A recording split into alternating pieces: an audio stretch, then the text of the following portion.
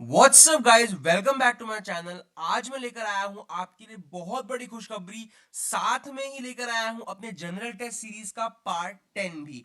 जैसा कि आप सब जानते हैं, सीयूईटी के फॉर्म्स तो आउट हो ही चुके हैं। भरने का पूरा प्रोसीजर मैंने डाल दिया है। क्या मिस्टेक्स हैं फॉर्म में, क्या इश्यूज आ रहे हैं, सब कुछ मैंने अपने चैनल पर डाल दिया है। जाइएगा चैनल की लेटेस्टली अपलोडेड वीडियोस में चेक कीजिए, सब डिटेल आपको मिल जाएगी। पूरा फॉर्म जेएमआई का भी सीवीटी का भी दोनों मैंने पूरा भर के दिखाया है प्रॉपर तरीके से। किसी भी तरह का कोई इशू आपको नहीं आएगा। सब्जेक्ट मैपिंग को लेकर भी वीडियो मैंने डाल दी है, मिस्टेक्स को लेकर मैंने डाल दी है।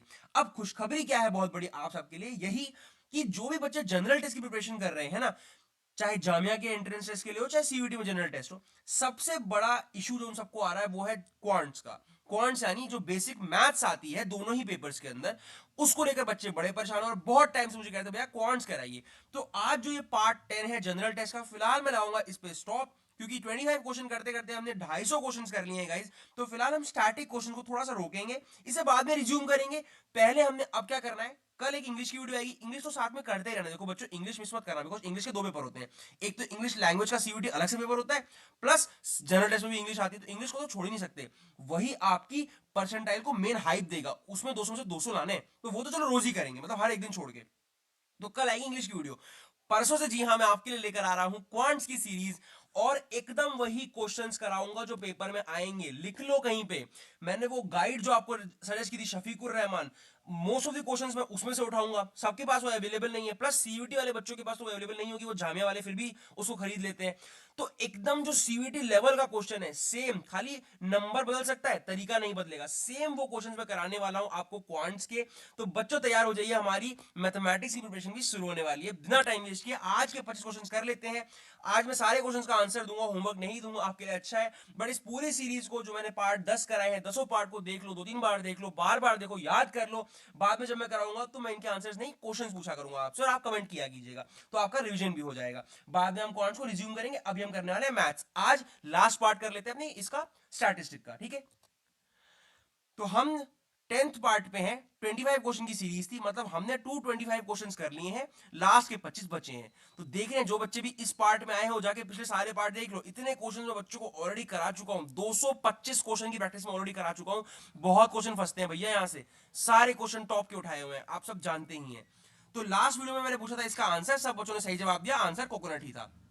वेरी गुड गाइस, आज की वीडियो को स्टार्ट करते हैं। India brand equity fund was established in, ये जो इक्विटी फंड है इंडिया का, ये फंड एस्टैब्लिश कब हुआ था? 1996, 1998, 1978, या फिर none of these? Answer is 1996।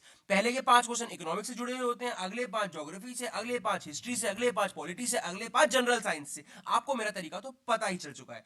Next question, mixed economy means, मैंने पहले कुछ ने बताया था कि इंडिया में मिक्स्ड इकोनॉमी चलती है, पर मिक्स्ड इकोनॉमी होता क्या है आपको पता तो होना चाहिए कि इंडिया में क्या चल रहा है। इसमें को existence of small and large industry होता है, हमारे यहाँ स्मॉल लार्ज इंडस्ट्री दोनों है, या फिर को existence of agriculture and industry in the economy. Who नहीं को होगा, बट कोई बात नहीं। को existence of public and private sector, तो इनमें से क्या होता है? सबको पता है इसका आंसर, हमारे यहाँ पब्लिक और प्राइवेट सेक्टर दोनों होते हैं। स्मॉल लार्ज की बात कहां से आ गई? हमारे यहाँ सेक्टर दोनों है ना, तो इसलिए हमें मिक्स्ड इकोनॉमी कहते हैं। Next question, foreign currency which has a tendency of quick migration is called, migration मतलब वो मूव कर जाती है इधर से उधर, बहुत इजीली ट्रांसफरेबल है, तो उस फॉरेन करेंसी को क्या कहते हैं? Soft currency, hot currency, hard currency, none of these? Easy है यार, कोई चीज क्विक हो रही है, क्विक मतलब गर्म है, हॉट। सबसे तेज पार्टिकल्स किसके मूव करते हैं? जो चीज गर्म होती है, that is hot currency. Next question, the lowest infant mortality rate is in, सबसे कम इन्फेंट मोर्टालिटी रेट किस चीज में है? किस जगह पे है? महाराष्ट्र में, बिहार में, नागालैंड में, केरला में? सबको पहले तो ये पता होना चाहिए भाई कि इन्फेंट मोर्टालिटी होता क्या है, कि जो बच्चे 1 साल से कम की उम्र में जिनकी डेथ हो जाती है, उन बच्चों को काउंट किया जाता है इन्फेंट मोर्टालिटी में। मतलब छोटे ही बच्चे की डेथ हो गई, नहीं सर्वाइव ही नहीं कर पाया। ऐसा सबसे ज्यादा कहां हो रहा है? सबसे कम हो रहा है केरला में। सबसे ज्यादा कहां है इन्फेंट मोर्टालिटी रेट, आप मुझे बताएंगे कमेंट सेक्शन में। रिसर्च करोगे तो आपको याद भी रहेगा, इसलिए मैं आपको हर वीडियो में एक ना एक रिसर्च का काम जरूर देता हूं, ताकि आपको याद रहे चीजें, कि भैया ने ये बोला था, हाँ इसका आंसर तो ये होगा। Who is the author of the book man and economics, कौन है वो बंदा जिसने ये किताब लिखी थी मैन एंड इकोनॉमिक्स? ये आता है क्वेश्चन बहुत बार, मैन एंड इकोनॉमिक्स बुक के बारे में बहुत बार पूछते हैं, जामिया में भी और सीयूईटी में भी। तो किसने ढूंढी थी ये बुक, सॉरी कौन इसका ऑथर है? मायरन स्कोल्स, रॉबर्ट मंडल, रूडी डॉर्नबुश या फिर जॉर्ज आकरलॉफ? इसका आंसर है रॉबर्ट मुंडल। रॉबर्ट मुंडल ने लिखी थी मैन एंड इकोनॉमिक्स। इकोनॉमिक्स हुई खत्म, आ जाते हैं ज्योग्राफी पे। Tulbul project is associated with what? जो आपका तुलबुल प्रोजेक्ट है वो किस चीज को लेकर किया गया था? बीज के लिए, रावी के लिए, झेलम के लिए या फिर सतलुज के लिए? ये सब के सब खाने की चीजें नहीं है, ये नदियों के नाम है। ऑब्वियसली बात है, प्रोजेक्ट किस पे हुआ? नदी पे होता है ना प्रोजेक्ट। बीज बी पे हुआ था, रावी पे हुआ था, झेलम पे हुआ था, सतलुज पे हुआ था। झेलम। तुलबुल प्रोजेक्ट झेलम के ऊपर किया गया। The most flood prone state of India, सबसे ज्यादा फ्लड प्रोन मतलब सबसे ज्यादा फ्लड आने की संभावना कहां बनी रहती है? सबसे ज्यादा पानी वाली जगह नहीं पूछी है, वरना लोग मौसिन राम करके चले आते हैं कि वेटेस्ट स्पॉट तो मौसिन राम है। पर सबसे ज्यादा बाढ़ आने की संभावना कहां बनी रहती है? Most flood prone state, Assam, Andhra Pradesh, Bihar या उत्तर प्रदेश? आंसर है Bihar. Next question, the atomic power plant which became active recently. अभी रिसेंटली कोई एटॉमिक पावर प्लांट, ये रिसेंट तो नहीं है, 3-4 साल पुरानी खबर होगी, अब तो रिसेंट नहीं कहेंगे इसको। वो कहां पर है? कलपक्कम, नरोरा या तारापुर या काइगा? ये काइगा, ये थोड़ा 3-4 साल पुराना करंट अफेयर है, बट आ सकता है। एटॉमिक पावर प्लांट है। Which of the following is largest tribe in India? सबसे बड़ी ट्राइब इंडिया के अंदर कौन सी है?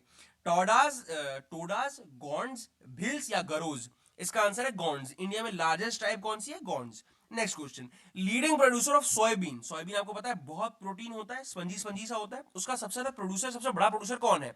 महाराष्ट्र है, पंजाब है, केरला है या मध्य प्रदेश है? तो जी हाँ, इसका सबसे बड़ा प्रोड्यूसर है Madhya Pradesh. Next question, who was the first came to issue, came नहीं किंग होगा, who was the first king to issue gold coin in India होगा, बट कोई बात नहीं। सबसे पहली बार कौन से ग्रुप ने या कौन से किंग्स ने गोल्ड कॉइन इशू किया? अब देखो यहां इस एक क्वेश्चन को बहुत इंपॉर्टेंट तरीके से बताता हूं, इसमें बहुत सारी चीजें छुपी हुई हैं। तो पहले तो बताओ, किसी को पता है कि सबसे पहले गोल्ड कॉइन किसने इशू किया था? मौर्य ने, इंडो ग्रीक्स ने, गुप्ताज ने या कुशन्स ने? ये देखो, बहुत सारे क्वेश्चन के आंसर इस एक क्वेश्चन में मैंने आपके लिए छुपा के लाया था। सबसे पहले गोल्ड कॉइन तो जी हाँ कुशन्स ने किया, ऑप्शन डी इसका सही आंसर है। लेकिन अगर क्वेश्चन पूछ ले सबसे पहले कॉइन किसने इशू किए, कॉइन का कंसेप्ट कौन लाया, सिक्के, तो वो इंडो ग्रीक्स लोगों ने किए थे। जब उन लोग वो हमारे कंट्री में आए थे, हम पर एक तरह से राज किया है, हमारे कंट्री में आए, तो उनने कॉइन्स का सिस्टम लाया। सबसे ज्यादा नंबर ऑफ गोल्ड कॉइन्स, मतलब बहुत गोल्ड कॉइन्स इशू कर दिए थे, बहुत सारे गोल्ड कॉइन का प्रोडक्शन कर दिया, सारा गोल्ड का कॉइन ही बना के राजा जी इस्तेमाल करने लगे। वो कौन थे? वो थे गुप्ता रूलर्स। तो याद रखना, सबसे पहले कॉइन कौन लाया? Indo Greek. सबसे पहले गोल्ड कॉइन कौन लाया? कुशन्स लाए। सबसे ज्यादा गोल्ड कॉइन किसने बनाए? गुप्ता ने बनाए। इसको याद करना है तो कमेंट में जाके लिख दो इस चीज को, 2-3 बार कमेंट में लिख दो। कमेंट सेक्शन को फ्री ही समझो, कोई पैसा तो लगता नहीं है वहां लिखने का, बट वहां लिखने से याद हो जाएगा। प्लस किसी नोटबुक में लिखोगे वो खो सकता है, कमेंट कहीं जाएगा नहीं, वीडियो यहीं पे है तो वीडियो हमेशा यहीं मिल जाएगी। पार्ट 10 डालोगे, हाउस एम्बिशन डालोगे, आ जाएगा, इसलिए कमेंट करना। और देखो गाइस, जो भी लोग वीडियो में यहां तक आए हैं, आपके लिए मैं रिसर्च करके इतने सारे आंसर्स के ऑप्शन के भी आंसर बता रहा हूं, तो प्लीज एक लाइक जरूर वीडियो को कर देना। यहां तक वीडियो को देख रहे हो तो मतलब आप पढ़ने आए हो, जो पढ़ने आए हो इस वीडियो को लाइक कर देना, जरूर लाइक करना। आपके लाइक करने से इस वीडियो कुछ ज्यादा बच्चों तक पहुंचने में हेल्प मिलेगी, यूट्यूब इसको ज्यादा लोगों तक पहुंचाएगा, उससे व्यूज आएंगे, मुझे मोटिवेशन मिलेगी कि मैं हाँ भाई 1000, 1500, 2000, 10,000 बच्चे मुझसे पढ़ रहे हैं, अब मुझे प्रॉपर मेहनत करके इन सब के लिए और वीडियोस बनानी है, फिर मैं मोटिवेट होऊंगा तो आपके लिए और काम करूंगा। तो थोड़ा आप हमारी हेल्प कीजिए, हम आपकी हेल्प करते रहेंगे। वीडियो को लाइक करने में कोई पैसा नहीं जाएगा, बट मेरी बहुत हेल्प हो जाएगी। ओके गाइस, चलते हैं नेक्स्ट क्वेश्चन पे। The first human statue worshipped in India was the statue of whom? सबसे पहली जो ह्यूमन की स्टैचू वर्शिप की गई इंडिया में, पहले इंडिया में नेचर की पूजा होती थी, मतलब हमारे यहाँ सबसे पहले सूरज की, नदियों की, नेचर की पूजा होती थी, जो कि बहुत अच्छा था। लेकिन सबसे पहले ह्यूमन की पूजा कौन सी हुई? ब्रह्मा की, बुद्धा की, विष्णु की या शिवा की? सबसे पहले बुद्ध जी की वर्शिप करनी शुरू की गई।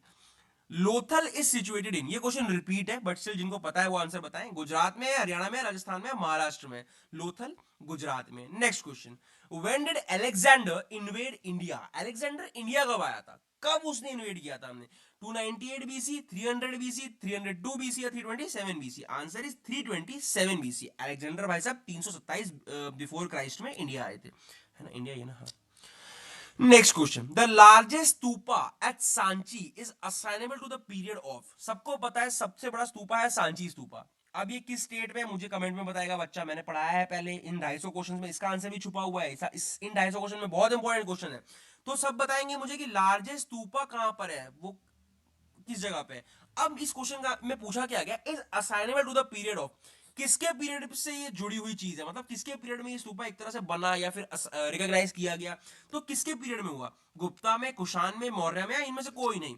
जी मौर्य पीरियड में लार्जेस्ट स्तूपा असाइनेबल है, मतलब बना। Who presides over the joint session of parliament? जब पार्लियामेंट का जॉइंट सेशन होता है, मतलब जहां पर राज्यसभा लोकसभा वगैरह सब आके प्रॉपर एक सेशन होता है, तो उसको प्रिसाइड मतलब करवाता कौन है? सबसे इजी क्वेश्चन है यार। पार्लियामेंट में एक्चुअली में कोऑर्डिनेट कराने का मेन काम कौन कर रहा होता है? एक कुर्सी पे आगे भाई साहब बैठे होते हैं, स्पीकर, द स्पीकर, नाम ही स्पीकर है, याद रखो यार कि स्पीकर आपका जो है वो जॉइंट सेशन को प्रिसाइड करता है। नेक्स्ट क्वेश्चन, ये पॉलिटी है, बहुत इंपॉर्टेंट है। जनरल टेस्ट के पेपर में पॉलिटी ना है ऐसा हो नहीं सकता, और जामिया तो पॉलिटी का दीवाना है, पूछ ही लेता है। The Lok Sabha secretariat works under the direct supervision of हुम? जो लोकसभा का सेक्रेटेरिएट होता है वो किसके अंदर काम करता है? स्पीकर के अंदर, मिनिस्टर ऑफ पार्लियामेंट के अंदर, प्रेसिडेंट के अंदर? इसका आंसर भी है द स्पीकर। स्पीकर के अंदर ही काम करता है लोकसभा का सेक्रेटेरिएट। एक तरह से जो लोकसभा, राज्यसभा, पार्लियामेंट है, इन सबके जो एडमिनिस्ट्रेशन से जुड़े हुए काम है स्पीकर के अंदर होते हैं। The Rajya Sabha which is the upper house of parliament has a maximum strength of, जो राज्यसभा है जिसमें अपर हाउस जिसे कहते हैं, उसकी मैक्सिमम स्ट्रेंथ क्या होती है? मैक्सिमम कितने लोग उसमें आके सीट्स ले सकते हैं? 250 member, 225 member, 330 member, 350 member, 250, 225, 330, 350? Answer is maximum 250 members can be a part of the Rajya Sabha which is the upper house. और लोअर हाउस जो लोकसभा है उसमें कितने मेंबर हो सकते हैं? मैंने पिछले क्वेश्चन में कराया, जिनको याद है कमेंट करके बताओ। कमेंट करते रहा करो, एक्टिव रहो वीडियो के दौरान। ये नहीं कि सिर्फ सुन रहे हैं बैठ के लेटे हुए, कमेंट करते रहो, चीजों को याद करते रहो। जो याद नहीं हो रहा वहां लिख दो, कमेंट फ्री है मेरा, कोई उसमें पैसा नहीं है, वहां लिखो, लिख के प्रैक्टिस करो। टाइप करना आसान भी है, बच्चे पेन कॉपी लेके बैठते नहीं है मुझे पता है, तो फोन लेके बैठो ना, फोन पे टाइप करो, याद करो, खत्म करो। The member of the Rajya Sabha are elected for, जो राज्यसभा की मेंबर है वो कितने समय के लिए इलेक्ट किए जाते हैं? फॉर लाइफ टाइम, अब पूरे जिंदगी के लिए तो किसी को जॉब थोड़ी दी है। 6 ईयर, 5 ईयर या 4 ईयर?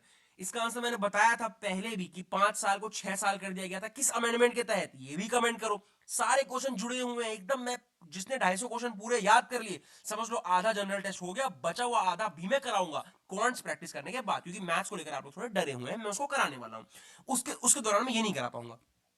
तो जिन्हीं बच्चों को याद आ रहा होगा कि 6 साल कब किया गया इसको, कौन सी अमेंडमेंट के तहत, वो भी कमेंट कर दें भैया। एकदम इंडल्ज होकर करना है, पढ़ाई में मजा आना चाहिए। The Rajya Sabha is a permanent house. और जो बच्चे नहीं इंडल्ज हो पा रहे, नहीं समझ पा रहे, वो जाकर फर्स्ट पार्ट से, पहली सेक्शन में जाओ और जनरल टेस्ट सीरीज के एकदम फर्स्ट पार्ट से देख लो, पूरे 10 पार्ट देख लो। नहीं तो जाओ 100 MCQ सीरीज नाम की एक प्लेलिस्ट चल रही है, उसमें सिर्फ 2 ही वीडियो है, 100 करके। उसमें ये 100, इसमें स्टार्टिंग के 200 क्वेश्चन आपको मिल जाएंगे, वो कर लो, जो आपको ठीक लगे कर लो, लेकिन करो यार, पढ़ने का ही सही समय। The Rajya Sabha is a permanent house but 1/3 of its member retire every 2 year. Rajya Sabha तो हमेशा काम करती है, मतलब वो परमानेंट है, कभी भी खाली नहीं होती, सब लोग एक साथ रिटायर कभी नहीं होते उसमें। लेकिन उसका 1/3 मेंबर हर 2 साल में रिटायर होता है, उसका आधा मेंबर हर 3 साल में रिटायर होता है, 1/2 of its member. 1/5 of its member retire every year. उसके मेंबर में से एक पंचौल हर साल रिटायर होता है, यानी 1/5 हर साल रिटायर होता है। तो क्या ये सही बात है? या फिर उसका आधा मेंबर हर 2 साल में रिटायर होता है? सारे ऑप्शन मत रटो, कंफ्यूज मत हो, सिर्फ आंसर याद रखो कि राज्यसभा एक परमानेंट हाउस है, मतलब उसमें हमेशा लोग होते हैं, वो कभी खाली नहीं होता, लेकिन उसके 1/3 मेंबर यानी 1/3 लोग हर 2 साल में हटा दिए जाते हैं। 1/3 2 साल में, 1/3 2 साल में, किसके? राज्यसभा के हटा दिए जाते हैं। चलते हैं नेक्स्ट क्वेश्चन पे। ये आ गई general science. Pure water can be contain from sea water? किस प्रोसेस के थ्रू सी वाटर से प्योर वाटर को अलग किया जाता है? फिल्ट्रेशन, डिस्टिलेशन, एवेपोरेशन या फ्रैक्शनल डिस्टिलेशन? इसका आंसर है डिस्टिलेशन। जो भी लोग साइंस के बच्चे, उनके लिए तो क्वेश्चन मक्खन है, मजाक है, लेकिन जो भी लोग अदर स्ट्रीम से हैं उन लोगों को इसमें इशू आ सकता है। और साइंस वाले बच्चे भी भूल गए होंगे क्योंकि बेसिक साइंस है, बचपन की है, तो इसको जरूर करना। पेपर में जनरल साइंस को लेकर बड़ा ऑब्सेशन रहता है पेपर सेट करने वाले को, कम से कम 5 क्वेश्चन डालता है इसके। तो समझ लो भैया कि 60 क्वेश्चन में से अगर आपके 5 क्वेश्चन मैं ही सही करा दूं तो 25 नंबर तो मैं आपको यहीं से देके भेज रहा हूं, और बड़े इजी आते हैं general science. Next question, common salt is obtained from sea water? अब भैया नमक कैसे अलग करते हैं पानी से? सबको पता है, इवेपोरेशन से, फिल्ट्रेशन से, सब्लिमेशन से, या फिर क्रिस्टलाइजेशन से। इवेपोरेशन से पानी उड़ जाता है, नमक अपने आप अलग हो जाता है, इवेपोरेट करा दो पानी को। नेक्स्ट क्वेश्चन, कॉमन सॉल्ट को कहते क्या है? Sodium chloride, sodium bicarbonate, magnesium chloride या फिर कैल्शियम क्लोराइड? जी हाँ, कॉमन सॉल्ट को क्या कहते हैं सबको पता है, सोडियम क्लोराइड। अब इसका फॉर्मूला क्या होता है सोडियम क्लोराइड का? मुझे कमेंट करके बताओ जिसको भी पता है। Washing soda is, washing soda क्या है? सोडियम क्लोराइड है, सोडियम कार्बोनेट है, सोडियम बाइकार्बोनेट है, कैल्शियम कार्बोनेट है।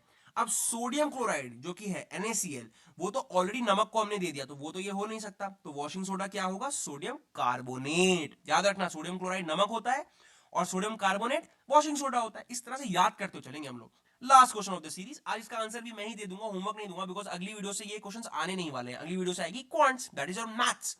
लाइम वाटर, यानी जो लाइम वाटर, यानी आप समझ रहे हो लाइम का मतलब, जिस बच्चे को इसका लाइम का मतलब पता है मुझे वो कमेंट करके बताए। मैं ज्यादा चीजें बताता नहीं हूँ, आपको करने के लिए बोलता हूँ कि आप रिसर्च करो और आपको चीजें याद हो जाए। मैं बोल दूंगा, आप भूल जाओगे एक बार वीडियो देखने के बाद, खुद ढूंढोगे तो ज्यादा पता चलेगा। जो सही करेगा मैं कमेंट लाइक करूंगा। लाइम वाटर कंटेन्स व्हाट, उसे लाइम वाटर क्यों बोलते हैं, क्यों उसको कहा जाता है कि वो नींबू जैसा लग रहा है, नींबू पानी जैसा लग रहा है, उसमें क्या होता है ऐसा, why it is called lime? Sodium hydroxide, calcium hydroxide, sodium carbonate या कैल्शियम क्लोराइड? तो उसमें कैल्शियम हाइड्रोक्साइड होता है। तो गाइज यहां पर हमारी एक तरह से खत्म हो गई जनरल टेस्ट की सीरीज, जो कि मैंने स्टार्ट की थी। 25 एमसीक्यू डेली कराने थे, उसके मैंने 250 क्वेश्चन करा दिए। काफी अच्छा ढांचा मैंने तैयार कर दिया। मेरा काम यहां पर जनरल टेस्ट में स्टैटिक्स जीके को लेकर थोड़ा सा खत्म होता है। अब हम शुरू करेंगे, मैथमेटिक्स की तरफ बढ़ेंगे। सब बच्चे चैनल को सब्सक्राइब कर दो, एक भी वीडियो मिस मत करो। मैं बहुत ज्यादा नहीं पढ़ा रहा हूँ, थोड़ा ही पढ़ा रहा हूँ, लेकिन पढ़ते चलो, मिस मत करो गाइस, कुछ भी मत छोड़ो। वीडियो को लाइक किया करो, सब दोस्तों में वीडियो को शेयर किया करो, मिस मत करो। यही सही समय है पढ़ने का। अभी पढ़ लोगे, अच्छे कॉलेज में चले जाओगे तो बाद में मौज करोगे, बड़ी बड़ी चीजें एक्सपोज करो, अपने क्या कहते हैं उसे, एक्सप्लोर कर पाओगे। मुझे वर्ड नहीं मिल रहा था। ठीक है, आज की वीडियो में यहीं तक था। मैं आपके साथ नेक्स्ट वीडियो में मिलता हूँ। कल आएगी इंग्लिश की वीडियो, परसों से वापस से मैथ्स पे आ जाएंगे, वापस से क्या मैथ्स स्टार्ट करेंगे। तो जी हाँ, एक्साइटेड रहिए मैथ्स के लिए, सीखने वाले हैं और टॉप करने वाले हैं जामिया एंट्रेंस में भी और सीयूईटी 2024 में भी। Okay guys, all the best for all your preparations. मिलता हूँ आपको अगली वीडियो में किसी ना किसी अपडेट या किसी ना किसी खुशखबरी के साथ, अगली वीडियो में। Okay guys, bye bye.